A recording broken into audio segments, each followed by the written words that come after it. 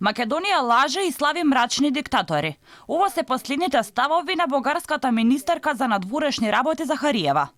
Во интервју за германскиот весник Велт, шефицата на бугарската дипломатија вели дека не го негирала македонскиот јазик и идентитет, туку процесот бил обратен. Ние сме ги негирале правата на бугарите. Во интервјуто не наословува со македонци. Во изминатите 10 години 88.450 северномакедонци добија бугарско државјанство врз основа на нивното потекло. Тие се бугарски и европски државјани. Тие имаат право на самоопределување, но секој кој денес во Република Македонија се дефинира како граѓанин со бугарски корени, таму и понатаму се дискриминира. Според Захариева, нашата држава ја политизира работата на Историската комисија, го блокира развојот на коридорот 8 и бугарските инвестиции и, како што вели Захариева, го слави мрачниот диктатор Тито.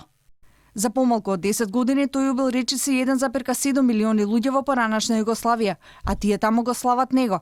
Градоначалникот на Скопје е партиски другар на Заев, ама тоа е исто како градоначалникот на Берлин да дојде на идеја да го слави денот на смртта на Хитлер. Околу тоа дали има надеж да се најде компромис до крајот на годинава, кога завршува германското председавање со Европската унија. Захариева вели, квалитетот е поважен од брзината на процесот и бара да престане омразата. Европратеникот Ковачев пак вели дека мора Македонија да го почитува договорот за добрососедство и да ја исполни содржината за заедничка историја.